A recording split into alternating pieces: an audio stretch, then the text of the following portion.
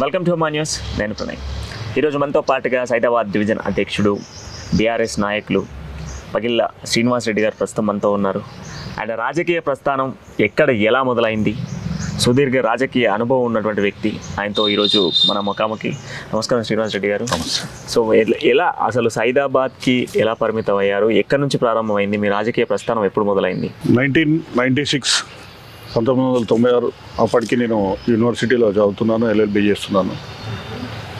యూత్లో బాగా కార్యక్రమాలు చేస్తుండడం వల్ల సైదాబాద్ డివిజన్ అధ్యక్షుడిగా తెలుగుదేశం తెలుగు యువత అధ్యక్షుడిగా అప్పుడు పనిచేయడం జరిగింది.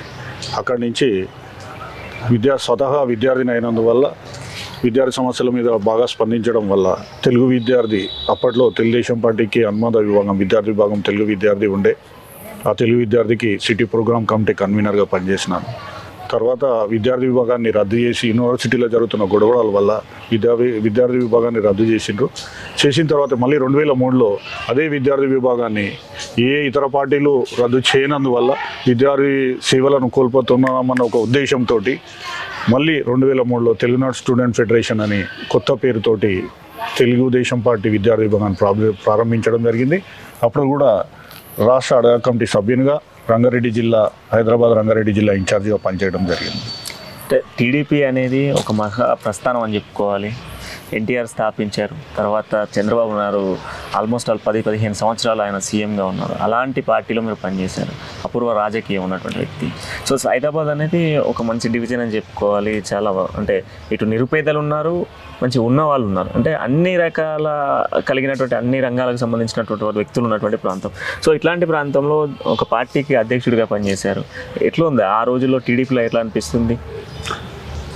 టీడీపీ సహజంగా అప్పట్లో టీడీపీ ఎన్టీ రామారావు గారు స్థాపించినటువంటి పార్టీ బడుగు బలైన వర్గాలకి, సామాన్య జనానికి అందుబాటులో ఉండే విధంగా పార్టీ నిర్మాణం జరుగుతుండే.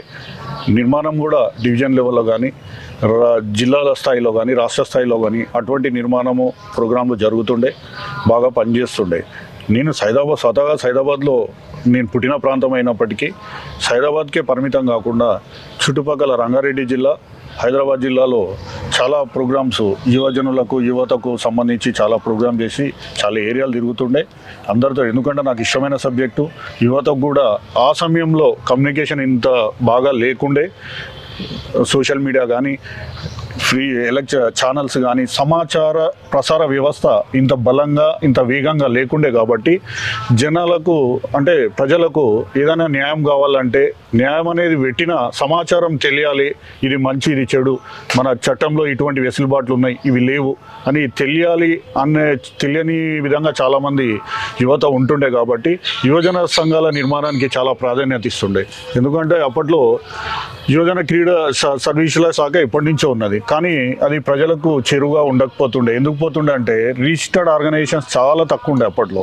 చాలామంది ఎలక్షన్స్ వచ్చినప్పుడు, ఎవరైనా నాయకుడు వచ్చినప్పుడు మాత్రమే యువకులు వచ్చి మాకు అది కావాలి, మాకు ఇది కావాలి, లేదా మాకు లోన్లు కావాలి, ఉపాధి కావాలని ఇటువంటి ప్రశ్నలు వాడు అడుగుతుండే, వాళ్ళ కోరికలు చెప్తుండే. కానీ అది ఎలక్షన్ సమయం కాబట్టి తర్వాత ఎవరు పట్టించుకునే వాళ్ళు లేకుంటుండే. ఇటువంటి దానికి ఇట్లా కాదు ఇది. మనము ఏదైనా ఒక ఆర్గనైజేషన్ రిజిస్టర్ అయి ఉంటే మనము ఎవరితోటైనా అధికారులతో కానీ ఎవరితోటైనా కూడా సరి అయిన సంబంధాలు నెరవేర్చుకొని మన హక్కులను మనం సాధించుకుంటాము. వాళ్ళకు కూడా ఒక ఆర్గనైజేషన్ అనేది ఎట్లా రన్ చేయాలనేది వాళ్ళకు తెలియపరచాలనే ఉద్దేశంతో దగ్గర ఒక 100 యువజన సంఘాల నిర్మాణంలో పాల్పంచుకోవడం జరిగింది.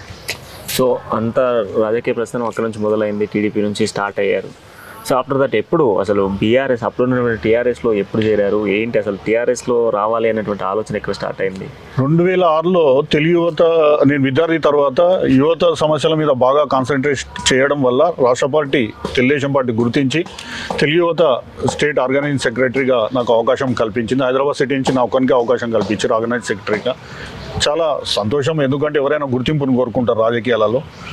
పార్టీ గుర్తించింది కాబట్టి ఇంకెక్కువగా పంచాలనే ఉద్దేశంతో పలు సమస్యలతోటి రక్తదాన శిబిరాలు కానీ, మామూలుగా రాజకీయం అంటేనే ఏం చేస్తారు, ఎవరైనా కొత్త సేవ చేస్తున్నామని చెప్పుకోవడానికి ఇవన్నీ చేస్తుంటారు. అట్లా కాకుండా ఇప్పుడు రక్తదానం చాలా అవసరం ఉండే. ఆ సందర్భంలో ఎవరికి మా రక్తం అవసరమైనప్పుడు ఎక్కడ పోవాలి, ఇప్పుడు అంటే చాలా సమాచార వ్యవస్థ ఉంది, గూగుల్లో కొడితే ఎన్నో బెడ్ బ్లాంకులు వస్తాయి, మనకు అవసరం ఉంటే ఫోన్ కాల్ చేసి కనుక్కుంటాం. అప్పుడు ఆ సమయంలో అవన్నీ లేకుండే, రక్తం దొరకాలంటే కూడా చాలా సమాచారం వాళ్ళ దగ్గర ఉండకపోతుండే. కాబట్టి వాళ్ళని ఎడ్యుకేట్ చేయాలన్న ఉద్దేశంతో రక్తదాన శిబిరాలు, హెల్త్ క్యాంపులు నిర్వహించడం జరిగింది. సో అంత మంచి వ్యవస్థ. ఎందుకంటే అన్నిటికన్నా గొప్పదానం ఏంటంటే అన్నదానం, రక్తదానం. ఈ రెండు అనేది సమాజంలో చాలా ఇంపార్టెంట్. అలాంటి రక్తదానం చేసి ఎంతోమందికి ప్రాణాలు ఆ రోజులలో ప్రాణాలు కాపాడేందుకు సహకరించారు. సో అట్లాంటి మీరు ఉద్యమ సమయంలో ఎటువంటి పాత్ర వహించారు? ఉద్యమ సమయంలో ఎలా ఎంటర్ అయ్యారు టీఆర్ఎస్ పార్టీలోకి? ఉద్యమం అంటే సహజంగా అప్పటికి నేను తెలంగాణ వాడినే, తెలంగాణ ఉద్యమం పట్ల ఆకర్షితునైన తెలంగాణ యువజన పరిషత్ అనే ఒక సంస్థ, తెలంగాణ కార్మిక సంక్షేమ సంఘం అని 2 సంస్థల నిర్మాణం చేసుకొని చాలా ఫ్యాక్టరీలలో, నాకు తెలిసిన చుట్టుపక్కల ఫ్యాక్టరీలలో నాయకునిగా, వాళ్ళకి యూనియన్ నాయకునిగా వాళ్ళ యొక్క పలు సమస్యలను, సేమ్ ఇదే సమస్య అప్పుడు కూడా ఏముంటుండంటే వాళ్ళు సెమీ ఎడ్యుకేటెడ్, ఇప్పుడున్న జనరేషన్ ఎడ్యుకేటెడ్. ఎందుకంటే అప్పుడు 2005-06కి ఉన్న యూత్ అంతా కూడా సెమీ ఎడ్యుకేటెడ్, అంటే 10th ఫెయిల్ కానీ ఇంటర్ ఫెయిల్, డిగ్రీ ఫెయిల్ వాళ్ళు ఉండే. పూర్తి స్థాయిలో చట్టాలపై అవగాహన లేకుండా, హక్కులపై అవగాహన లేకుండా వాళ్ళు ఎవరు దౌర్జన్యం చేసినా మన గతి ఇంతే అన్న పద్ధతిలో ఫ్యాక్టరీలలో కూడా అట్లనే జరుగుతుండే. ఎందుకంటే లేబర్ ఆఫీసు మన అంజయ్ భవన్లు ఉండే, కానీ అక్కడ దాకా కూడా ఎలా వెళ్ళాలో తెలియని చాలామంది కార్మికులు ఉంటుండే. అందువల్ల కొద్ది గొప్ప తెలుసుకొని నేను కూడా వాళ్ళకు అవసరమైన సహాయాన్ని అందజేసి వాళ్ళ హక్కులను తెలుసుకోవడంలో వాళ్ళతో పాటు ఉండి, వాళ్ళని ముందుండి నాకు తెలిసిన విషయాలు వాళ్ళకు నేర్పించుకుంటూ, వాళ్ళ హక్కులు ఇవి, మీ హక్కులు ఇది మనకు రావాల్సింది, చట్టపరంగా చట్టం మనకి ఇవి ఇస్తుంది, మనం ఎలా తీసుకోవాలనే విషయాలు వాళ్ళకి తెలియపరచుకుంటూ 3-4 ఫ్యాక్టరీలలో నేను యూనియన్ లీడర్గా ఉంటూ వాళ్ళకు నా శక్తి మేర వాళ్ళకు సౌకర్యాలు కల్పించడంలో కానీ, వాళ్ళకు రావాల్సిన బెనిఫిట్స్ ఇప్పించడంలో కానీ చాలా ప్రయత్నం చేసినాను. అలాగే తెలంగాణ యువజన పరిషత్, ఎందుకంటే పార్టీలు చాలా రకాలుగా వాళ్ళ స్టాండ్స్ ఉంటాయి. ఉన్నప్పటికీ కూడా నేను తెలంగాణ ప్రాంతం అయింది, నా తెలంగాణ వంచబడుతుంది కాబట్టి టీఆర్ఎస్ పార్టీ కొట్లాడుతున్నా ఇన్బిల్ట్గా మాకు అభిమానం ఉంటుండే. నేననే కాదు, బీజేపీలు ఉన్నా, టీడీపీలు ఉన్నా, ఇంకొవరకున్నా అందరూ కూడా అభిమానించుంటారు. కేసీఆర్ అభిమాన నాయకుడు ఎవరికైనా. కొన్నిసార్లు కొంతమంది చెప్పొచ్చు, కొంతమంది చెప్పుకోకపోవచ్చు. అభిమానం, ఆయన ఎప్పుడైనా అభిమాన నాయకుడే. కాబట్టి అప్పట్లోనే కేసీఆర్ పై అభిమానం చాలా పెంచుకొని తర్వాత కాలంలో టీఆర్ఎస్ పార్టీలో జాయిన్ కావడం జరిగింది. సో కేసీఆర్ ప్రస్థానం అనేది చాలా పెద్దది. ఎందుకంటే ఆయన 2001లో టీఆర్ఎస్ని స్థాపించి అక్కడి నుంచి మొదలైనటువంటి ప్రయాణం ఆల్మోస్ట్ 22 సంవత్సరాల తర్వాత బీఆర్ఎస్ పార్టీగా నేషనల్ పార్టీని స్థాపించారు. సో ఇట్లా మీరు ఒక బీఆర్ఎస్ నాయకుడిగా, ఒక కార్యకర్తగా, సో అందులో పనిచేస్తున్నటువంటి వ్యక్తిగా మీరు ఎలా ఫీల్ అవుతున్నారు బీఆర్ఎస్ పార్టీని స్థాపించడం? చాలా సంతోషం అంటే న్యాచురల్గా ఏ పార్టీ వాళ్ళు వాళ్ళ నాయకుడిని పొగుడుతుంటారు. సమస్య అది కాదు. ఒక రాజకీయ పార్టీల వ్యవస్థ అనేది ఇవాళ లేదు. మన స్వాతంత్రం వచ్చిన నుంచి ఎన్నో పార్టీలను మనం చూసినాం. మాకు తెలివి వచ్చినప్పుడు కూడా టీడీపీ, కాంగ్రెస్, బీజేపీ ఎన్నో ఉన్నాయి. వీళ్ళకు సెంట్రల్లో కానీ స్టేట్ గవర్నమెంట్, సెంట్రల్ గవర్నమెంట్ వీళ్ళు ఉన్నప్పటికీ కూడా వాళ్ళు తీసుకున్న సమస్యలు, తీర్చిన సమస్యలతో పోల్చుకుంటే కేసీఆర్ గారు తీసుకున్న సమస్యలు, వారు తీర్చిన సమస్యలు, వాళ్ళకున్న అవగాహన, వాళ్ళకున్న కమిట్మెంట్ లేదా వ్యవస్థల పట్ల వాళ్ళకున్న కంట్రోలు ఇంకెవ్వరికి కూడా రాదు, అసంభవం అది. ఎందుకంటే నేను దగ్గర నుంచి చూస్తున్నా ఏదో పార్టీల, ఎందుకంటే ఇటువంటి నిజము మనం చెప్పకుంటే ప్రజలు కూడా చాలా కోల్పోతుంటారు. ఎందుకంటే పార్టీల వ్యవస్థ, సమాచార వ్యవస్థ విప్లవం వచ్చిన తర్వాత ఎవరైనా ఏ నాయకుడైనా ఏదో ఒక ఇంటర్వ్యూ ఇచ్చి అది తప్పు, ఇది తప్పు, ఇది ఒప్ప అని అంటుంటారు. నేను కూడా చూస్తున్నా. ఇవాళ చాలామంది సంజయ్ కుమార్ గారు కానీ, రేవంత్ రెడ్డి గారు కానీ మాట్లాడుతుంటే ఒక్కొక్కసారి రక్తం మరుగుతుంటుంది. ఎందుకంటే అన్ని అబద్ధాలు చెప్తుంటారు. వాళ్ళు అలా చెప్తారు, కానీ వాళ్ళు సాధించింది ఏంది? కేసీఆర్ సాధించింది ఏంది? నిజంగా కూడా పార్టీ పెట్టి రాష్ట్రాన్ని సాధించిన తర్వాత ప్రపంచంలో ఎక్కడ ఎవ్వరు సాధించని విద్యుత్ శక్తి, నిరంతర విద్యుత్ సరఫరా అనేది మీరు చూసుకోండి. ఇవాళ నేను చెప్పే విషయం కాదు. ప్రపంచం మొత్తంలో అమెరికాలో కూడా నిరంతర విద్యుత్ సరఫరా లేదు. ఎన్నో ఒక గంటనో 2 గంటలు తగ్గి అవసరాన్ని బట్టి వాళ్ళు చేసుకుంటారు. కానీ తెలంగాణలో ఎటువంటి నీటిపారుదల వ్యవస్థ, సరి అయిన నీటిపారుదల వ్యవస్థ లేదు మన దగ్గర. వనరులు తక్కువ ఉన్నప్పటికీ కూడా చాలా కష్టపడి, ఎంతో మనం కనీసం నోటీస్ చేయలేకపోయినాం వాళ్ళు ఎంత కష్టపడినారు అనే దానికి. కానీ నిరంతర విద్యుత్ సరఫరాను మనం అనుభవిస్తున్నాం, ఇళ్లలో కానీ ఫ్యాక్టరీలలో కానీ. నేను చూస్తుంటే చాలాసార్లు బాలానగర్ ఏరియాలో పోయినుంటే చాలామంది కార్మికులు ఎప్పుడు కూడా లే ఆఫ్లు ఉంటుండే, ఫ్యాక్టరీలను మూతపడి ఉంటుండే, కరెంటు సరఫరా లేకపోవడం వల్ల ఉత్పత్తి జరగకపోతుండే. ఆ ఫ్యాక్టరీలు ఒక 2-3 ఏళ్ళ తర్వాత చేతులు మారుతుండే ఒకరి తర్వాత ఒకరు. కొన్ని తీసుకునే వాళ్ళనే దాన్ని రన్ చేస్తున్నాను అంటే ఏదో ఉత్సాహం కొద్దీ అక్కడి నుంచి ఇక్కడి డబ్బులు తెచ్చి పెట్టి తర్వాత కాలంలో విద్యుత్ సరఫరా లేకపోవడం వల్ల ఎన్నో ఫ్యాక్టరీలు అమ్ముకొని చాలా ప్రజానీకము చాలా నష్టపోయారు. ఇవన్నీ నా కళ్ళతో చూసినాయి. అలాగే నేను ప్రత్యక్ష సాక్షిని. ఇక్కడ హైదరాబాద్ సిటీలో ఉన్నప్పటికీ కూడా నీటి సరఫరా వ్యవస్థ సరిగా లేకుండా ఇక్కడ మా మదర్ కూడా నీళ్లు సరిగా నల్ల నీళ్ళు లేకుండా దూరం నుంచి తీసుకొచ్చిన సందర్భం ఉంది. మేము కూడా మా మదర్కి సాయంగా పోయి నేను తీసుకొచ్చిన సందర్భం. ఇవాళ అట్లుందా? ఎంతో అద్భుతం. చెప్తే చాలా 2 లైన్లలో విద్యుత్ సరఫరా బాగుంది, మంచినీటి సరఫరా చాలా బాగుంది అని అంటాం. కానీ నిజంగా ఒక తెలంగాణ వ్యాప్తంగా ఎన్నో గుట్టలు, కొండ ప్రాంతాలు, కొన్ని దగ్గరలో సరఫరాకు అనుకూలంగా ఉండదు. చెప్పినంత ఈజీగా పైప్ లైన్ నిర్మాణం కానీ ఇటువంటివి జరిగాయి. కాకుండా ఎక్కడ కూడా ఇది ఇబ్బంది ఉంది, ఇది మనం చేయలేము అనే ప్రస్తావన తీసుకురాకుండా ప్రతి మారుమూల పల్లెకు పైప్ లైన్ వేయడం జరిగింది. అప్పుడప్పుడు చెప్తుంటారు మాకు నీళ్ళు రాలేదంటే కొత్త కాలనీలు ఏర్పడి ఏమైనా వాళ్ళు లైన్ కలుపుకోకపోవచ్చు ఉండొచ్చు, లేదా కొత్త ఊర్లో కొత్త ఇండ్లు జరిగి వాళ్ళు లైన్ కలుపుకోలేకపోయి ఉండొచ్చు. కానీ ఖచ్చితంగా ప్రతి ఇంటికి, ప్రతి మారుమూల ప్రాంతానికి, ప్రతి చెల్గా చేనుకి నీళ్ళు అందియడం అనేది చిన్న విషయం కానే కాదు. అది చదువుకున్న ప్రతి ఒక్కరు ఎప్పుడైనా మీరు ఆ ఫీల్డ్లో మీరు ఎవరైనా ఎక్స్పీరియన్స్ ఉంటే అడగండి, ఎంత కష్టమైన పని. ఇటువంటి కష్టమైన పనిని అత్యంత సునాయాసంగా సాధించి ఇవాళ తెలంగాణ ప్రాంతాన్ని సస్యశ్యామలం చేసి యువతకు విద్యావకాశాలు, ఉద్యోగ అవకాశాలు, వ్యాపార అవకాశాలు, ప్రజలకి నిరంతర విద్యుత్ సదుపాయం, నిరంతర నీటి సదుపాయం, రైతులకు నిరంతర సాగునీటి సదుపాయం, ఇది ఉంది ఇది లేదు అనకుండా ప్రజలకు ఒక ప్రభుత్వం ప్రజలకు ఏం చేయగలుగుతుంది ప్రతి ఒక్కటి కూడా అత్యంత సైలెంట్గా ఎక్కడ ప్రచారాన్ని కోరుకోకుండా ఏం కావాలంటే అది దానికంటే ఎక్కువనే అందించినటువంటి కేసీఆర్ గారు నేనే కాదు ప్రతిపక్ష నాయకులు కూడా వాళ్ళ మనసులో చెప్పుకుంటుండొచ్చు. చాలా గొప్ప నాయకుడు. ఇటువంటి గొప్ప నాయకుడు ఒకవేళ దేశాన్ని పాలించే అధికారం ఆయన చేతిలోకి వస్తే ఖచ్చితంగా భారతదేశ దిశలు మారిపోతాయని నేను మనస్ఫూర్తిగా నమ్ముతున్నాను. అంటే ఇప్పుడు ప్రతిపక్ష నాయకులు చెప్తా ఉన్నారు కేసీఆర్ తెలంగాణను దోచుకున్న సరిపోయింది, ఇప్పుడు దేశాన్ని దోచుకోవడం కోసమే ఈరోజు బీఆర్ఎస్ పార్టీని స్థాపించి దేశ రాజకీయాల వైపు పోతున్నాడు. ఎందుకంటే రాబోయే రోజులలో తెలంగాణలో టీఆర్ఎస్ పార్టీ ప్రస్తుతం బీఆర్ఎస్ పార్టీ గెలిచేటువంటి ఛాన్స్ లేదు, ప్రజలందరూ కూడా వేరే పార్టీని ఎన్నుకోవాలనుకుంటున్నారు ఆయన చేస్తున్నటువంటి అన్యాయాలను బట్టి అని చెప్పేసి మాట్లాడుతున్నారు. సో దాంతో ఒక పాయింట్ పట్టుకొని నెక్స్ట్ వేరే రాష్ట్రాలలో ఇతర నాయకులు బీఆర్ఎస్ కండువా కప్పుకునేది కేవలం కేసీఆర్ దగ్గర ఉన్నటువంటి డబ్బుల కోసమే అంటున్నారు. దీన్ని ఎట్లా అంటారు? ఇది అంతా అబద్ధాలండి. వాళ్ళ ప్రచారం కోసము నోటికొచ్చింది ఏదో మాట్లాడుతుంటారు. ఇవాళ ఎవరైనా నాయకుడు చేసిన పని గొప్పగా చెప్పుకుంటారు. తెలంగాణ ప్రజలు చెప్పుకుంటారు, నాయకుడు చెప్పేది తర్వాత సంగతి. కేసీఆర్ గారు ఇది చేసినా ఇది చెప్పినా ఆయన చేసిన పనులు చెప్తే ఒక రోజు మొత్తం సరిపోదు. ఆయన ప్రెస్ మీడియా కూడా కూర్చున్నా కూడా ప్రజలము నేను కూడా ఒక స్థాయిలో తిరిగినప్పటికీ మేము కూడా ప్రజలలో భాగమే కాబట్టి మేము కళ్ళతో చూస్తున్నాం మా చుట్టూ జరుగుతున్న అభివృద్ధిని. ఒక ప్రభుత్వము నాకు తెలిసి చరిత్ర శురువైనప్పటి నుంచి కూడా రాజుల కాలం నుంచి కానీ చక్రవర్తుల కాలం నుంచి కూడా మారుమూల పల్లెలకు నీళ్ళు ఇచ్చిన దాఖలాలు ఉండకపోవచ్చు. ఎందుకంటే వాళ్ళకి ఆ వ్యవస్థ లేదు. ఒకవేళ నది పక్కన వాళ్ళ పట్టణ నిర్మాణం అయినా మారుమూల గ్రామాలకు నీళ్లు పంపింగ్ చేసే వ్యవస్థ వాళ్ళ దగ్గర లేదు. కాబట్టి ఎంత గొప్ప రాజులైనా ఎంత గొప్ప చక్రవర్తులైనా చరిత్రలో ఎవరు నీళ్ళు ఇచ్చిన దాఖలాలు లేవు. ఇవాళ మనం ప్రత్యక్షంగా చూస్తున్నాము.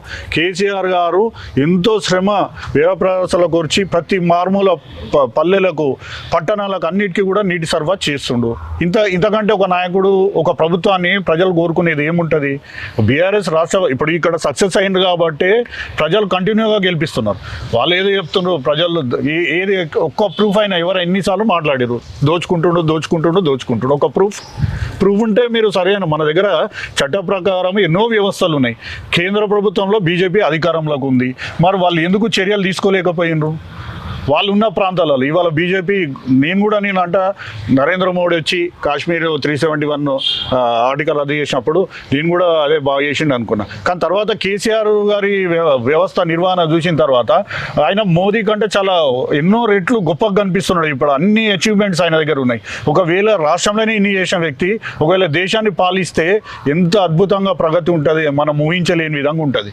ఈ ప్రతిపక్షాలు అనేది ఇవాళ వింటూరు ప్రజలు. ఎందుకంటే దృశ్యశ్రవణ విభాగాలలో విప్లవం వచ్చింది. పొద్దున్న లేచి వాట్సాప్లలో అడిక్ట్ అయ్యారు పబ్లిక్. పొద్దున్న లేచి వాట్సాప్ ఓపెన్ చేసి ఏదో ఒకటి చూస్తుంటారు. ఏం చూస్తారు ఇప్పుడు? వీళ్ళు చేసింది కూడా వాళ్ళు జబర్దస్త్ టీంలో చేసిన దాని ప్రకారమే టైంపాస్ కోసం చూసుడు మాట్లాడు తప్ప అంతకుమించి ఏమి ఉండదు వాళ్ళది. 2014 అంటే మన తెలంగాణ వచ్చినప్పుడు తెలంగాణ ఆర్థిక బడ్జెట్ వచ్చి 75,577 కోట్లు ఉన్నటువంటి బడ్జెట్ దాదాపు ఇప్పుడు 2,83,000 కోట్లకు చేరింది. కేసీఆర్ తెలంగాణను దోచుకున్నట్టు కాదా అంటూ కూడా ఇటు ఉత్తమ్ కుమార్ ఇటు పార్లమెంట్లో అడిగిన ప్రశ్నకు కేంద్ర హోంశాఖ ఇచ్చిన సమాధానం అంటే 2014 నుంచి 2022 వరకు తెలంగాణ రాష్ట్రానికి ఎంత వచ్చింది, ఎన్ని బ్యాంకులలో ఎంత ఉంది అనేది పూర్తి డేటా. సో దీన్ని బట్టి చెప్తున్నారు కదా అంటే కేసీఆర్ తెలంగాణను దోచుకున్నాడు, ఇంత అప్పు చేసిండు, అప్పుల పాలు చేసిండు అనేది. ఉత్తమ్ కుమార్ రెడ్డి వంటి ఉన్నత విద్యావంతుడు, ప్రభుత్వ రక్షణ విభాగంలో పనిచేసినటువంటి వ్యక్తి ఇంత అంటే ఫులిష్గా మాట్లాడతాడని నేను ఊహించుకోలే. ఎందుకంటే 2014 మనం తెలంగాణ టీఆర్ఎస్ పార్టీ అధికారం సాధించే నాటికి సుమారు 1,00,000 కోట్లు ఉన్న బడ్జెట్ ఇవాళ 2002, 2003 3,27,000 కోట్లకు చేరింది. ఈ 3,27,000 కోట్లు దోచుకున్నారంటే ఏం చేసిండ్రు? ఇక మాట కనడం కాదు. ఇవాళ ఎన్నో మీరు చూడండి, మిషన్ భగీరథ పైపులు ఉట్టి వచ్చినాయా గాలిలా? కాంట్రాక్టర్లు ఉట్టిగా వచ్చిండ్రా? సిమెంట్ ఉట్టిగా వచ్చిందా? అలాగే కాళేశ్వరం ప్రాజెక్టు ప్రపంచంలోనే అత్యంత వేగంగా పూర్తి చేసుకున్నటువంటి ఎత్తిపోతల పథకం ప్రాజెక్టు. సాగునీటి ప్రాజెక్ట్ అంటే నీళ్లు పారుదల వ్యవస్థ ఉన్న దగ్గర డ్యాము నీళ్ళకు అడ్డంగా, ఎందుకంటే బాగా నీళ్లు ఎక్కడైతే బాగా ఎక్కువ స్టోర్ అయితే ఒక డ్యామ్ కట్టి అక్కడి నుంచి ప్రజలకు నీళ్లు సరఫరా చేసే విధానం సాగునీటి ప్రాజెక్ట్. ఇది అలా కాదు. మనకు అటువంటి వెసులుబాటు లేనందువల్ల లిఫ్ట్ సుమారు గోదావరి జలాల నుంచి సుమారు 1000 మీటర్ల ఎత్తుకు దశల వారీగా లిఫ్ట్ చేసుకుంటూ నీటిని తోడిపోసి ఎక్కడెక్కడ నీటి లభ్యత లేదో ప్రతి మారుమూల ప్రాంతాలకు కూడా నీటి లభ్యత ఇచ్చిండ్రు. ఈ కాళేశ్వరం ప్రాజెక్ట్ ఉట్టిగా ఉత్తమ్ కుమార్ రెడ్డి కూర్చొని గుడికి వెళ్ళి ఇచ్చుమంతరు అనగానే ప్రాజెక్ట్ వచ్చిందా నాకైతే అర్థం కాలే. ఆయన దోషి పెట్టుకుంటా అంటే పోనీ మీరు మీ చరిత్ర మొత్తం 70 ఏళ్ళ చరిత్రలో కాంగ్రెస్ పార్టీలు ఉన్నారు కదా, మీరు ఇటువంటి ప్రాజెక్ట్ ఎక్కడన్నా కట్టినరా? రాష్ట్ర ప్రభుత్వంలో కేంద్ర ప్రభుత్వంలో అత్యధిక కాలం పాటు మీరే ఉన్నారు. నాగార్జున సాగర్ ప్రాజెక్టు కడితే ఎన్ని రోజులు కట్టిండ్రు మీరు? ఎంత వ్యయమైంది? ప్రతిపాదిత వ్యయం ఎంత? ముగింపు వ్యయం ఎంత? మరి కేసీఆర్ దగ్గర అట్లాంటిది కాకుండా పక్కా ప్రణాళికతోటి ఈ దానికి ఇంత ఖర్చు అవుతుంది అనేది ₹1 కూడా అటు ఇటు కాకుండా ఇటువంటి ప్రాజెక్టు నిర్మాణము 3 షిఫ్ట్లు, అసలు సాగునీటి చరిత్రలలో 3 షిఫ్ట్లు పనిచేయించి అత్యంత తక్కువ కాలంలో పూర్తి చేసిన ప్రాజెక్టు కాళేశ్వరం ప్రాజెక్టు. అసలు ఇంకోటి ఇటువంటి ప్రాజెక్టు ఎప్పుడు మొదలైందో ఎప్పుడు పూర్తయిందో అన్నట్టు మనం కూడా నోటీస్ చేయలేనంత వేగంగా పూర్తి చేసిండ్రు. అది వేగంగా పూర్తి చేయడం ఎట్లా? చాలా దగ్గర టన్నల్ కూడా తవ్వి, ఎందుకంటే సొరంగ మార్గాల నుంచి కూడా టర్బైన్లు పెట్టడానికి 100 మీటర్లు 200 మీటర్లు లోతు తీసి మోటార్లు ఫిట్ చేసిండ్రు. ఇంత కష్టమైన పనిని 3-4 సంవత్సరాల కాల వ్యవధిలో పూర్తి చేయడము అసాధ్యం. అసలు అటువంటి అసాధ్యాన్ని సుసాధ్యం చేసిన కేసీఆర్ని మెచ్చుకోకుండా కేవలం అధికారం యావతోటి ఎవరైనా పక్కకున్న వాళ్ళు వ్యతిరేకులైనా శత్రువులైనా గొప్ప పని చేసినప్పుడు అబ్బా గొప్ప చేసిన అనాలి. అటువంటి సంస్కారమే మీకు లేదు. ఎంత గొప్ప తెలంగాణను, ఇవాళ మామూలు తెలంగాణను, ఆకలి తెలంగాణను, రైతుల ఆత్మహత్యల తెలంగాణను, యువతకు ఉపాధి లేని తెలంగాణను, పవర్ కట్స్ ఉన్న తెలంగాణను, అన్ని సమస్యలతో ఉన్న తెలంగాణను ఇవాళ మిగులు విద్యుత్ శక్తి, సాగునీటి లభ్యత, యువతకు ఉద్యోగాలు, విద్యా అవకాశాలు, ఉపాధి అవకాశాలు, పారిశ్రామిక అభివృద్ధి, ఐటీలు, ఐఐటీలు, ఎన్నో చెప్పుకుంటూ పోతే ఎన్నో రకాల సంస్థలు, ఉపాధి అవకాశాలు, వ్యవస్థల్ని ఈ తెలంగాణకు తీసుకొచ్చి ఇవాళ తెలంగాణను చూస్తే న్యూయార్క్ సిటీని తలదన్నే విధంగా ఉంటుంది. మనం ఒప్పుకోకపోయినా చాలా మందికి ఏముంటుంది అంటే పక్కందే మంచిగా కనిపిస్తుంటుంది ఏదన్నా. ఎందుకంటే మన గొప్పతనాన్ని మనం ఒప్పుకోలేని కుసంస్కారాలు చాలా మంది ఉన్నారు. ఎందుకంటే వాళ్ళకి చేత కాదు, చేయలేరు. నోరుంది, మైక్ ఉంది కాబట్టి వాళ్ళు చేయగలిగింది కేవలము ఉపన్యాసాలు, అంతకు మించి ఏం లేదు. అందుకే మా కేసీఆర్ గారు ఎప్పుడు అదే చెప్తుంటారు కదా, భాషన్బాజీ బంద్ కరో కామ్ కరో అంటారు. ఆయన నిరంతరం పనిచేస్తుంది కాబట్టి ఇటువంటి వ్యవస్థలు వచ్చినాయి. ఒక సీఎం ఎన్ని ఫైళ్ళు క్లియర్ చేస్తే, ఎన్ని అనుమతులు సాధిస్తే, ఎంత సమయాన్ని వెచ్చిస్తే ఇటువంటి ప్రాజెక్టులకు అనుమతులు వచ్చిండొచ్చు, ఇటువంటి వ్యవస్థలు రూపుదిద్దుకుంటుండొచ్చు, ఇటువంటి పథకాలు రూపుదిద్దుకుండొచ్చు. ఇటువంటి పథకాలకు అనుమతులు వచ్చి ఉండొచ్చు, ఇటువంటి పథకాలకు డబ్బులు సమకూర్చుకొని ఉండొచ్చు. ఆలోచించడం ఎవరైనా గొప్పగా ఆలోచిస్తారు.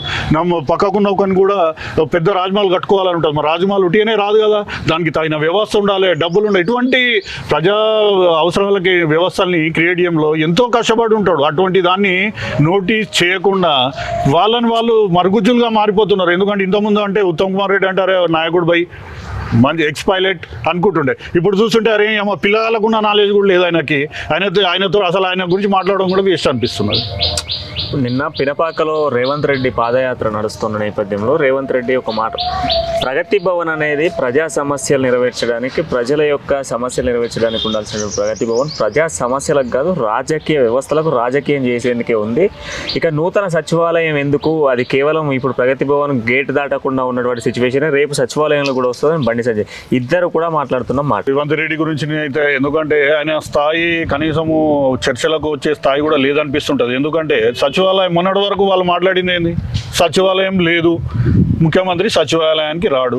ఇవాళ అత్యద్భుతమైన రీతి అంటే ఏదో 4 గోడలు 4 బిల్డింగ్ కట్టి కాదు, వ్యవస్థలకు సరి అయిన సమాచారం అందుబాటులో ఉండాలి. ముఖ్యమంత్రి కార్యాలయం ఉంటే పక్కకి ఏముండాలి, ఒక మంత్రి కార్యాలయం ఉంటే ఆ పక్కకి ఏముండాలి, అందుబాటులో సమాచార వ్యవస్థ ఎట్లుండాలి, ఆఫీసర్లు ఎక్కడ ఉండాలి అన్నది ఒక పర్ఫెక్ట్ ప్లాన్ని వాళ్ళు ఎగ్జిక్యూట్ చేసుకొని, ఇది కూడా రికార్డ్ టైంలో కట్టిందే కదా. మనం చూడంగా ఎప్పుడు స్టార్ట్ చేశారు, ఎప్పుడు ముగింపు చేశారు. చేయకముందేమో ముఖ్యమంత్రి సెక్రటేరియట్ లేని రాష్ట్రం ఇది అన్నారు, తర్వాత సెక్రటేరియట్ రాని ముఖ్యమంత్రి అన్నారు. ఇవాళ అద్భుతమైన సెక్రటేరియట్ తీసుకొచ్చి కడితే ఫెయిల్ చేస్తామంటారు. అసలు వీళ్ళ మానసిక పరిస్థితి ఏమైనా బాగుందా? నాకైతే అనుమానమే. నేనేం తక్కువ చేయాలని ఉండదు, ఎందుకంటే ఈ యొక్క వ్యవస్థలో ప్రశ్నించే గొంతులు కూడా ఉండాలి, కానీ వాళ్ళు నిర్మాణాత్మకంగా ఉండాలి, వాళ్ళకు సరైన నాలెడ్జ్ ఉండాలి. అడిగేది ఏంటంటే అవతల వ్యక్తి ఎంత గొప్పడైనా కూడా ఆలోచింపజేయదగిన విధంగా వాళ్ళు ప్రశ్నలు ఉండాలి. అటువంటి ఏం లేకుండా చిన్నపిల్లలు కూడా అడగనటువంటి, అసలు కొన్ని సార్లు అయితే ఆ టీవీలో నిరంతరం ఈ మధ్యలో 24 గంటలు కవర్ చేయడానికి రిపీటెడ్ వాళ్ళ న్యూస్లో వస్తుంటే తలనొస్తుంది, చూడలేక తలనొస్తుంది. ఎందుకంటే అసలు సబ్జెక్టు లేదు, కేసీఆర్ గారు చెప్పినట్టు సబ్జెక్టు ఆబ్జెక్టు ఏం లేదు, ఉట్టి మాటలు తప్ప ఉపన్యాసాలు తప్ప ఇంకేముండయి. ఆ టీవీ వాళ్ళు కూడా వాళ్ళ సమయం 24 గంటల సమయాన్ని కవర్ చేసుకోనికే పదే వాళ్ళకి ఇస్తారు. అసలు వాళ్ళతోటి అయ్యేది లేదు, పోయేది లేదు, వాళ్ళ గురించి చర్చించదగిన విషయం కూడా లేదు. ఇవాళ నిజంగా కూడా మీరు చూడండి, ఇంతకుముందు దేశ ప్రజలందరూ నరేంద్ర మోడీ గొప్ప నాయకుడు, మన దేశాన్ని అద్భుతంగా నడిపిస్తారు అనుకుంటారు. కానీ ఇవాళ తెలంగాణని అత్యద్భుతంగా డెవలప్ అయిన విధానం చూసినాక నాకు కూడా అనిపిస్తుంది, ఒక సమయానికి నేను కూడా ఒక వ్యక్తిగా యువజన నాయకుడు సమాజాన్ని అంటే మామూలుగా సమాజంతో కలివిడిగా ఉంటాను, అన్ని వర్గాల ప్రజలతోటి అన్ని పార్టీలతో దగ్గరగా ఉంటాను. ఏదో సమయంలో పాకిస్తాన్ నిలువరించినప్పుడు లేకుంటే చైనాతో చేసినప్పుడు అరే బాగా పనిచేస్తుంది అనిపించింది. కానీ ఇవాళ తెలంగాణ ముఖ్యమంత్రి గారు చూసినాక నిజంగా కేసీఆర్ గారు దేశ ప్రధాని అయితే ఎన్ని అద్భుతాలు చేయగలుగుతాడు. నరేంద్ర మోడీ గారు కూడా చాలా చిన్నగా కనిపిస్తున్నారు ఇప్పుడు కేసీఆర్ ముంగడు. ఇదేదో నేను పార్టీలో ఉన్నా, నాకు ఏదో పదవులు రావాలని లేకుంటే ఉండేది. ఒక సామాన్య యువకునిగా లేకుంటే ఒక వ్యక్తిగా, సమాజంలో ఒక వ్యక్తిగా నా అభిప్రాయం కింద తీసుకోరు. ఎందుకంటే నేను ఈ సుదీర్ఘ రాజకీయ ప్రయాణంలో ఏ పదవులు ఆశించింది లేదు, పొందింది లేదు. సరే నాకు పోరాటం చూసి ఏదైనా ఇస్తే దాని తగ్గట్టుగా పోరాడిండొచ్చు, కానీ ఇవాళ ఎవరి మెప్పు కోసమో లేదా ఈ పార్టీలు ఉన్నా కాబట్టి పార్టీ నాకు ఏదైనా ఇస్తుందో ఇవన్నీ చెప్పట్లేదు. ఈ సమాజం ఎప్పుడు ఉన్నతంగా ఉండాలి. సమాజం అంటే ఎవరు? మన అన్నలు, తమ్ముళ్ళు, పిల్లలు, అక్కలు, బావలు, నాన్నలు, అమ్మలు, తాతలు, ముత్తాతలు, వీళ్ళే కదా సమాజంలో ఉన్న మనుషులే కదా. సమాజం అంటే మనుషులే కదా. ఈ సమాజానికి అవసరమైన అన్నీ కూడా అందుబాటులోకి తెచ్చే నాయకుడు ఉంటే అంతకుమించిన స్వరాజ్యం ఏమున్నది? అంతకుమించిన నాయకుడు చేయగలిగిన నాయకుని మించిన నాయకుడు ఎవరు ఉన్నారు? ఎవరు కూడా ఉండరు. కాబట్టి మేము మనస్ఫూర్తిగా నేను కూడా అనుకుంటున్నా, ఇప్పుడు ఒకవేళ కేసీఆర్ గారికి అవకాశం వచ్చి దేశ ప్రధానికి వస్తే అద్భుతాలు సృష్టిస్తారు. నేను అనుకుంటున్నా ఇటువంటి ప్రాజెక్టులు కొన్ని 100 కడతాడు కావచ్చు. ఇటువంటి ఉత్పత్తి, ఇవాళ ధాన్యం ఉత్పత్తి దగ్గర 12 లక్షల మెట్రిక్ టన్నుల దగ్గర నుంచి ఇవాళ 1,25,00,000 మెట్రిక్ టన్నులకి ధాన్యము తెలంగాణలో. ఎందుకంటే మనం తెలంగాణ నేను చూస్తున్నప్పుడు కూడా బస్సులలో పోయినప్పుడు కొండలు గుట్టలు ఎండిపోయిన నేలలు తప్ప ఇంకేవి అనిపించేవి కాదు. అటువంటి తెలంగాణ ప్రాంతంలో ఇక్కడ చూసినా పచ్చగా ఉన్నది. వాళ్ళు సూర్యాపేట వండి, మెదక్ వండి, వరంగల్ వండి, కరీంనగర్ అయితే ఎప్పుడు కరువు, మెదక్ ఎప్పుడు కరువే.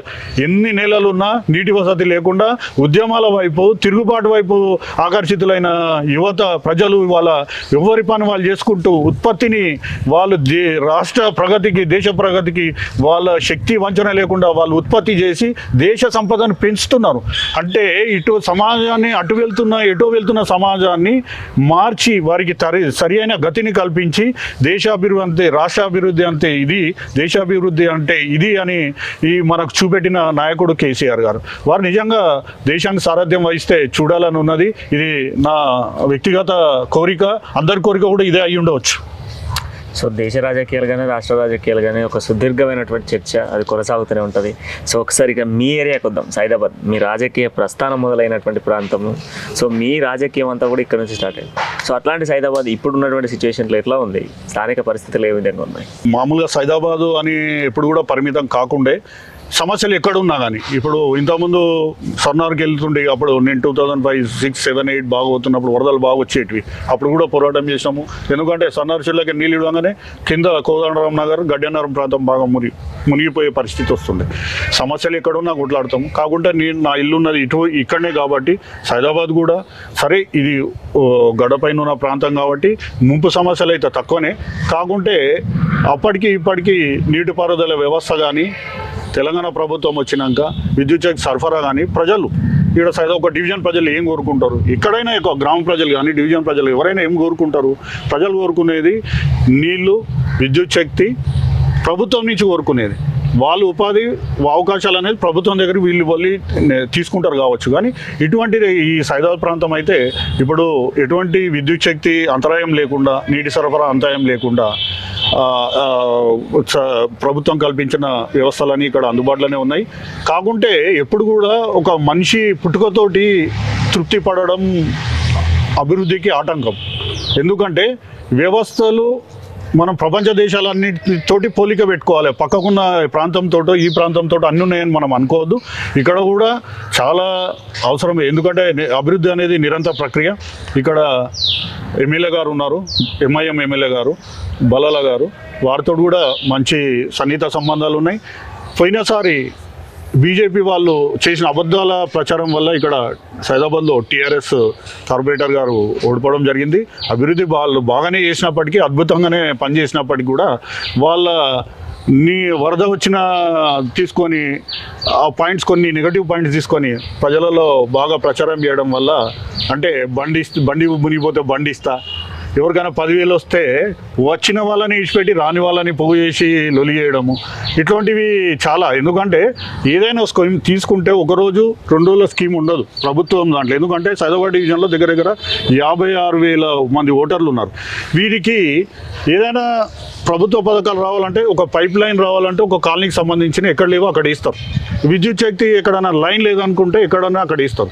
కానీ ప్రభుత్వం అందించే సహాయాన్ని 1 రోజు 2 రోజుల్లో అందరికీ అందించలేనంత వ్యవస్థ ఉంటుంది. కాబట్టి అటువంటి ఒక చిన్న పాయింట్ని తీసుకొని ఇక్కడ ఆ టైంలో వాళ్ళు ప్రచారం చేయడం వల్ల జరిగింది. కానీ ఇక్కడనే కాదు, సైదాబాద్లోనే కాదు, మలక్పేటలోనే కాదు, ఎక్కడైనా ఎల్బీ నగర్ అని కానీ ఎక్కడైనా కూడా బీఆర్ఎస్ పార్టీ చాలా బలంగా ఉంటుంది.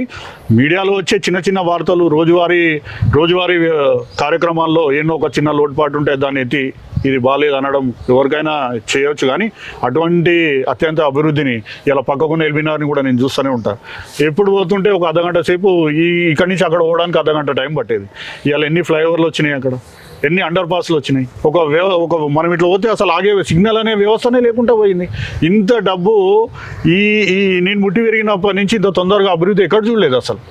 ఇప్పుడు మన సైదాబాద్లో కూడా మీరు స్టీల్ వంతెన వస్తుంది. ఎక్కడ సమస్య ఉంది అంటే ఒక్కోసారి రిప్రజెంట్ చేసినా చేయకున్నా. ఇప్పుడు సైదాబాద్ ప్రాంతం కూడా మలక్పేట అక్కడి నుంచి మన ఓఐసీ జంక్షన్ వరకు స్టీల్ బ్రిడ్జ్ చేస్తున్నారు. ఇది ఎవరి కోసం? ప్రజల కోసమే కదా. 2,000 కోట్ల బడ్జెట్. అన్నిటికీ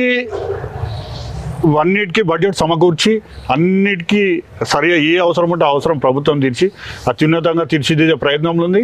ఖచ్చితంగా సైదాబాద్ అనే కాదు, మలక్పేట అనే కాదు, చుట్టుపక్కల ఏ ప్రాంతమైనా కూడా బీఆర్ఎస్ పార్టీ పాలనలో అత్యద్భుతంగా నిజంగా నేను చెప్తున్నాను. తమ్ముళ్ళు మీరు కూడా చూడండి. ఇవాళ నేను ఏదో మీడియా ముఖంగా వచ్చింది చెప్తున్నాను కాదు. ఇవాళ ఉన్నదానికి ఒక 2 ఏళ్ల తర్వాత మీరున్న పరిస్థితుల్లో మనమున్న ఏరియా కానీ, పక్కనున్న ఏరియా కానీ, ఏ ఏరియా కానీ మీరు చూడండి. అభివృద్ధి అంటే ఏందనేది మనం కళ్ళతో చూస్తాం. సరే, అభివృద్ధి అయినప్పుడు కొన్నిసార్లు ఎట్లుంటుంది అంటే ఇప్పుడు వాటర్ లైన్ లేనప్పుడు నీళ్లు లేవు అని చెప్పి బాయిల నీళ్ళు అయిన రోజు ఎవరు కూడా క్వశ్చన్ అడిగి ఉండకపోవచ్చు. అదే మనము ఎంతో వ్యయప్రజకు వచ్చి ఇంటింటికి నల్ల వేసినప్పుడు ఒక ఇంటికి నల్ల రానప్పుడు 100 మంది పోయాడా ఇక్కడ నల్ల నీళ్ళే లేవు అని చెప్పే విధంగా ఈ ప్రతిపక్షాల విధానం ఉంటుంది. అవన్నీ కాదు, మనకు నిజంగా కూడా ఎంతమందికి కనీస అవసరాలు తీరుస్తున్నాము, ఎంతమందికి మనం ఉన్న వ్యవస్థలో మనం అవకాశాలు కల్పిస్తున్నాము, మన ప్రాంత అభివృద్ధికి ఎటువంటి ప్రయత్నం చేస్తున్నాము, ఏం సాధిస్తున్నాం అనేది మన ఒక మంచి జీవన ప్రయాణంలో, రాజకీయ ప్రయాణంలో, ప్రభుత్వ ప్రయాణంలో ఇవే ముఖ్యం. కాబట్టి ఇక్కడ అత్యద్భుతంగా మీరు గుర్తు తీసుకోండి, ఇవాళ దేశంలో అత్యంత విలువైన ప్రాంతం ఏది అంటే ముంబై ఢిల్లీ కాదు, తెలంగాణ ప్రాంతం మొత్తం మీరు తీసుకోండి. 50,000 20,000కు అమ్ముడు పోయి గతి లేక అమ్ముడు పోయిన ఎకరం స్థలము ఇవాళ తెలంగాణలో 30 లక్షలు. ఇన్ని లక్షల ఎకరాలు 30 లక్షలు లెక్కేసుకోండి. అత్యంత విలువైన ప్రాంతం ఏది ఈ దేశంలో అంటే తెలంగాణ ప్రాంతమే. మరి ఇదంతా సంపదనే కదా, ఇదంతా కేసీఆర్ గారు సృష్టించిందే కదా, ఏమిటైనా సృష్టించలే కదా. ఆయన కూడా ఏదో యాగం చేయంగానే అవన్నీ పైనుంచి ఊడవాళ్లే కదా. తగిన సమయంలో తగిన విధంగా నిర్ణయాలు తీసుకుంటూ అవసరమైన దగ్గర అవసరమైన నిధులు విడుదల చేస్తూ అవసరమైన ఆలోచనలు చేస్తూ ఎక్కడ ఏది అవసరం అనేది మారుమూల ప్రాంతాలకు కూడా అన్ని కనీస అవసరాలు, సాగునీరు కానీ విద్యుత్ శక్తి కానీ అందించడం వల్ల ఇవన్నీ సాధ్యమైనాయి. కాబట్టి ఖచ్చితంగా ఎవరైనా జై బీఆర్ఎస్ అనాల్సిందే. సో హైదరాబాద్లో గతంలో ఇచ్చినటువంటి హామీలు ఏవైతే ఉన్నాయో, ఇప్పుడు వరదలు వచ్చినటువంటి నేపథ్యంలో ఇచ్చిన హామీలు బీజేపీ అధికారంలోకి వచ్చినాక అవి నెరవేరినాయా? వాటి గురించి ఎంత తక్కువ చెప్పుకుంటే అంత మంచిది. ఎందుకంటే గెలవడం ఒకటే పరమావధిగా వాళ్ళ ఆలోచన ఉన్నది, కానీ వాళ్ళు చేసిన అభివృద్ధి ఏం లేదు. ఇప్పుడు ఇది కూడా చూస్తున్నారు కదా, ఇది బీఆర్ఎస్ హయాంలో చేసినది. పార్క్ ఎప్పుడో కట్టినరు, అత్యద్భుతంగా తెలంగాణ రాష్ట్రం వచ్చినాక ఈ లాన్లు మళ్ళీ రీకార్పొరేట్ చేయడం ఇవన్నీ జరిగినాయి. ఏదైనా అభివృద్ధి తక్కువని నేను ఇప్పుడు బీజేపీని తక్కువనో అదే అనను, కానీ వాళ్ళ ప్రయత్నమే లేదు అసలు. వాళ్ళు ఏంటంటే పార్టీ పేరు చెప్పుకొని గెలిచినాము, మళ్ళీసారి వచ్చినామా రాలేదా అంతవరకే. కానీ ఈ ప్రాంతంలో నేను పుట్టి పెరగకున్నా నువ్వు ఇక్కడ ఉన్నావు, నాకు అవకాశం వచ్చింది, నేను డెవలప్ చేయాలంటే నిధులు కావాలి, నిధుల కోసం ప్రయత్నం చేయాలి, సరి అయిన వాళ్ళు ప్రపోజల్ పంపాలి, ఇటువంటి ప్రపోజల్ పంపి సాధించాలి నిధులు. కాబట్టి ఎక్కడైనా కూడా ప్రజలు ఇప్పుడు ప్రభుత్వం ఏదైనా కూడా ఎక్కడ ఏది అవసరం ఉంటే అక్కడ నిధులు విడుదల చేస్తుంది. ఆ అవసరాన్ని చుట్టుపక్కల అన్ని సిటీ మొత్తంలో ఎన్నో అవసరాలు ఉంటాయి, కానీ అవసరాన్ని ఎవరైతే ప్రభుత్వం దృష్టికి తీసుకురాగలుగుతారో, ఎవరైతే పోరాటం చేస్తారో వాళ్ళకి నిధులు విడుదలవుతాయి. కానీ ఇటువంటి విడుదల పోరాటంలో బీజేపీ కార్పొరేటర్ గారు చాలా వెనుకబడి ఉన్నారు. నిజంగా కూడా అభివృద్ధి నేను చూస్తున్నా, ఎక్కడ చూసినా గుంతలు పడిన రోడ్లు అట్లనే ఉండిపోయినాయి. మీరు చూడండి, సైదాబాద్ ప్రాంతంలో రోడ్లు అయితే చెత్తగా ఉన్నాయి, అసలు తవ్వినాయి, మళ్ళీ చేసుడు లేదు. వాళ్ళ బడ్జెట్ తెచ్చుకోలేరు, ఏం లేదు. ఏం చేసినా ఎమ్మెల్యే గారి దగ్గర పోయి ఏదైనా చెప్తే ఖచ్చితంగా చేస్తారు. మీరు అడగవచ్చు, ఏంటంటే కార్పొరేటర్ గారే ఉన్నారా, ఎమ్మెల్యే గారు కూడా ఉన్నారా అంటే, ఎమ్మెల్యే గారు వారి దగ్గరికి ఏం తీసుకుపోయినా కూడా సరే, వేరే పార్టీ అయినటువంటి మిత్రపక్షం అయితే పొగడాల్సిన అవసరం లేదు. వ్యక్తిగానే చూస్తాం. వాళ్ళు మంచోళ్ళు అయితే గొప్పలు అంటాం, వాళ్ళు పని చేయకుంటే పనికిరాడు అంటాం. న్యాచురల్ అది. రేపు నన్నైనా ఎవరైనా అట్లనే అంటారు కామన్గా. ముంగట వచ్చి ఎవరైనా అవసరం ఉంటే పొగుడతారేమో, కానీ ఈ పని చేయకుంటే ఎవరు పొగడరు. కానీ ఇక్కడ ఎమ్మెల్యే గారు అయితే చాలా అద్భుతంగా అంటే చెప్పంగానే ఎంఐఎం మిత్రపక్షం అని నేను చెప్పాల్సిన అవసరం లేదు. ఎందుకంటే నేను కూడా కలుస్తుంటా, కానీ ఫ్రీక్వెంట్గా రెగ్యులర్గా పోయాం కలవను. కాకుండా వారి పనితీరు అద్భుతంగానే ఉన్నది. ఎందుకంటే ఎవరైనా సమస్య చెప్తే నిధుల విడుదలలో జాప్యం లేకుండా నిధులు విడుదల చేయడంలో బాగా పనిచేస్తున్నారు. వారి సహకారంతో ఈ కార్పొరేటర్ గారు పనిచేయకుండా మేము మా డివిజన్, మా సోదరులు, పార్టీలో ఉన్న సోదరులు, అందరి ప్రజాప్రతినిధులు అందరిని కలుపుకొని ఎప్పుడైనా కూడా అందరితోటే పాటే అందరినీ తీసుకుపోయే ఈ ప్రాంతాన్ని, సైదాబాద్ ప్రాంతాన్ని మన నగరంలో పేరేనిక ఉన్న ప్రాంతంగా చేయడానికి కృషి చేస్తాము. ఎందుకంటే చేసినామని చెప్తే ఎవరైనా అది ఎండ్లెస్ ప్రోగ్రామ్ అది ఎప్పుడు. ఎందుకంటే ఇక్కడికి అభివృద్ధి అనేది ముగిసిపోదు. ఇవాళ రోడ్లు వస్తున్నాయి, తర్వాత రేడియల్ రోడ్లు అంట, సాగునీటి వ్యవస్థ వస్తుంది, తర్వాత 6 ఇంచ్ లైన్లు ఉన్నాయి, 8 ఇంచ్ లైన్లు వేస్తాం. చాలామంది చూస్తుంటాం బస్సులలో ఎప్పుడూ చేసిన 6 ఇంచ్ లైన్స్ ఉంటాయి. దానివల్ల వర్షం వచ్చినప్పుడు అవి పోలేక డ్రైన్స్ బ్లాక్ అవుతుంటాయి. అట్లా కాకుండా రాను ఇప్పుడు మనం చూస్తున్నాం చాలా దగ్గరలో మోరీల మీద కవర్లు మాన్యువల్ తీస్తే అందులో మనుషులు వేస్తాను. దాంతో కేటీ రామారావు గారు ఏం చేశారు అంటే జాలీతోటి కొత్త ఆలోచన చేసి తీయాల్సిన అవసరం లేదు. దాన్ని జాలీ ప్రకారం ఉంటే నీళ్ళు వస్తే వాటర్ వస్తే బయటికి వెళ్ళిపోతాయి. అట్లా సమూలమైన మార్పులు, ఎప్పుడు అభివృద్ధి అనేది సమూలమైన మార్పులు వస్తూనే ఉంటాయి. సైదాబాద్ ప్రాంతం కూడా చాలా అభివృద్ధి చెంది, ఎందుకంటే ఇప్పుడు మనకు మలక్పేట ప్రాంతానికి ఐటీ క్లస్టర్ ఇచ్చిండ్రు, మన ఇక్కడనే మన గవర్నమెంట్ క్వార్టర్స్ ప్రాంతంలో. మేబీ తొందరనే స్టార్ట్ అవుతుంది. ఒకవేళ ఐటీ క్లస్టర్ స్టార్ట్ అయిన తర్వాత మీరు చూడండి దిశ మారిపోతాయి. మనం ఊహించని విధంగా అభివృద్ధి చెందుతుంది. ఎందుకంటే చాలా అవకాశాలు వస్తాయి. ఐటీ క్లస్టర్ ఎన్నో కంపెనీలు వస్తాయి, ఎంతోమంది జనం ఇక్కడ మైగ్రేట్ అవుతారు. వాళ్ళ ఇండ్లు వ్యవస్థలు వాళ్ళకి సరిపోయిన సదుపాయాలు కల్పించడంలో సైదాబాద్ కిక్కిరిసిపోతుంది. వాణిజ్యపరంగా సోషల్గా చాలా అభివృద్ధి చెందుతుంది. ఇది మా ప్రభుత్వంలోనే జరుగుతుంది. ఇది ఖచ్చితంగా నేను ఘంటాపదంగా చెప్పగలుగుతాను. సో ఇప్పుడు ప్రజలు ఎన్నుకోబడ్డ నాయకుడు ఆ ప్రాంతంలో పనిచేయనప్పుడు రేపు మరికొద్ది రోజుల్లో ఎన్నికలు రాబోతున్నాయి. సో ఆ నాయకుడిని మరొకసారి ప్రజల దగ్గరికి వెళ్తే ఓటేసే పరిస్థితి ఉందా సైదాబాద్లో? ఖచ్చితంగా లేదు. సైదాబాద్ ప్రజలు ఇది గుర్తెరిగింది. ఇది అక్కడక్కడ ఏంది మొత్తం సైదాబాద్లో మొత్తం కనిపిస్తూనే ఉన్నది. ఎవరు కూడా సంతృప్తికరంగా లేరు. వాళ్ళకి వాళ్ళు సంతృప్తి అని చెప్పుకోవచ్చు, కానీ ప్రజల పరంగా మీరు చూసుకోండి. నేననే కాదు, ఇప్పుడు మీరు వస్తే ఒకరోజు మార్నింగ్ పెట్టుకుందాం. నేను చెప్తున్నాను, కెమెరా లైవ్ పెడదాము. సైదాబాద్ డివిజన్ అక్కడి నుంచి ఇక్కడ దాకా మీకు చూపెడతా.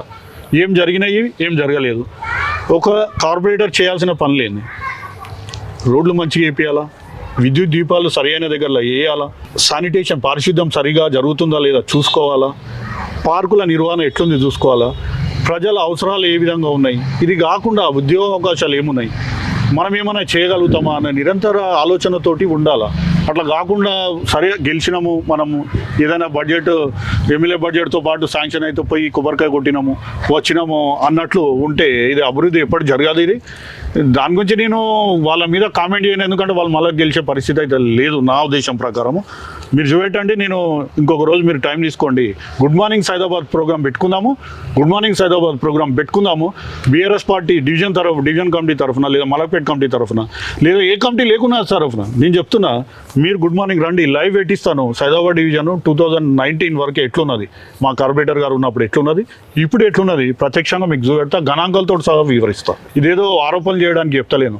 ఎందుకంటే రాజకీయం అనేది కొన్ని వందల లక్షల మంది తిరుగుతారు, అందరికి అవకాశాలు రావు. అవకాశం వచ్చినప్పుడు దాన్ని సమర్థవంతంగా వినియోగించుకోవాలి. 24 గంటలు కష్టపడాలి, చరిత్రలు నిలిచిపోవాలి. ఈ అవకాశం దేవుడు అందరికీ కలిగించాడు. మనకు కలిగించినప్పుడు ప్రతి క్షణాన్ని, ప్రతి నిమిషాన్ని, ప్రతి గంటని, ప్రతి రోజుని మనము ప్రజల శ్రేయస్ కోసం మాత్రమే వినియోగించాలి. అప్పుడే చరిత్రలు నిలిచిపోతాం. ఎందుకంటే నాయకులు చాలామంది ఉన్నారు. 5 ఏళ్ళకి ఒకసారి కార్పొరేటర్లు మారుతుంటారు, 5 ఏళ్ళకి ఒకసారి ఎమ్మెల్యేలు కూడా మారుతుంటారు కావచ్చు. 5 ఏళ్ళకి ఒకసారి చాలామంది వాళ్ళ పరిస్థితుల, కుటుంబ పరిస్థితులు, ఆర్థిక పరిస్థితుల వల్ల చాలామంది రాజకీయాలలోకి పోతుంటారు, వస్తుంటారు. ఇది అందుకోసము మీకు ఇచ్చిన సమయాన్ని మీరు ఎంత అద్భుతంగా ప్రజల కోసం యూజ్ చేసుకున్నారు అనేది కాన్సెప్ట్. అది మీరు నిరంతరం మీరు పోరాడితే ఆ రిజల్ట్ వేరే ఉంటుంది. మన ఇంట్లో కూర్చొని చెప్తే అది వేరే విధంగా ఉంటుంది.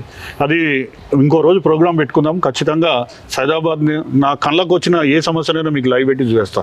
ప్రభుత్వం చేస్తే ఎట్లుంటుంది, ప్రతిపక్షం ఉన్న దగ్గర ఎట్లుంటుంది. ప్రతిపక్షం అంటే వాళ్ళు చాలామంది చెప్తుంటారు నిధులు ఇవ్వరు అంటే, నిధులు ఎందుకు ఇవ్వరు? నువ్వు కూడా కార్పొరేటర్, మీరు అసలు మీ ప్రపోజల్ ఏడుంటుంది? ఏముండదు అసలు. వాళ్ళకి అవగాహన కూడా ఉండదు. ఇప్పుడు రోడ్ ఉంటుంది, ప్రపోజల్ తయారు చేయాలి. ముందటికి వచ్చేసి ఆ రోజు ఈ కాలనీ అసోసియేషన్లో వచ్చి కార్పొరేటర్ గారు వచ్చినప్పుడు ఇది లేదు, రోడ్ లేదు, అది లేదు అంటే బడ్జెట్ లేదని చెప్తారు. అదే నా పద్ధతి. అది కాదు, ఎన్నో రకాలుగా ఉంటాయి. ఇప్పుడు జిహెచ్ఎంసీ బడ్జెట్ ఉంటుంది, నువ్వు కార్పొరేటర్ జిహెచ్ఎంసీ, నీకు అందరితోటి సంబంధాలు బాగుంటే ఎన్నో రకాల ఫండ్స్ అవైలబుల్ ఉంటాయి. నువ్వు తెచ్చి చేయాలన్న ఆలోచన నీకుంటే ఎన్నో ఉంటాయి. ఇంతకుముందు సింగరెడ్డి శ్రీనివాసరెడ్డి గారు ఉండే ఇక్కడ, వారు జిహెచ్ఎంసీలో లభ్యత ఉన్నా లేకున్నా వారు స్థాయిలో బయట నుంచి తెచ్చి చేస్తుండే. అంటే మనసు ఉండాలా, మనకు చేయాలి, మన ఏరియా కోసం, మన మన అని కాదు, ఏదైనా మనదే. హైదరాబాద్ సిటీ మొత్తం మనదే. మనకు కాకుంటే ఏంటంటే మన దృష్టికి వచ్చిన ప్రాంతంలో ఎట్లా చేయగలుగుతాం? దానికి ఏముంది, ఒక మామూలుగా సాధారణ ఆలోచన పరిధి దాటి మనం ముందడుగు పోతేనే అక్కడి నుంచి మనం అభివృద్ధి చేయగలుగుతాం. అట్లాంటి ఆలోచన ఉండాలి. అట్లాంటి ఆలోచన లేకుండా అవతల మీద నేపం నేర్తే సమయం ఇట్లా గడిచిపోతుంటుంది. 5 ఏళ్ళు అంతే. ఇప్పుడు నేను చెప్తున్నా 2.5 ఏళ్ళు గడిచిపోయింది, ఇంకా 2.5 ఏళ్ళు కూడా ఇట్లానే గడిచిపోతుంది, ఏం జరగదు. సో సైదాబాద్ బీఆర్ఎస్ నాయకులుగా మీరు సైదాబాద్ ప్రజలకు ఏం చెప్పదలుచుకున్నారు?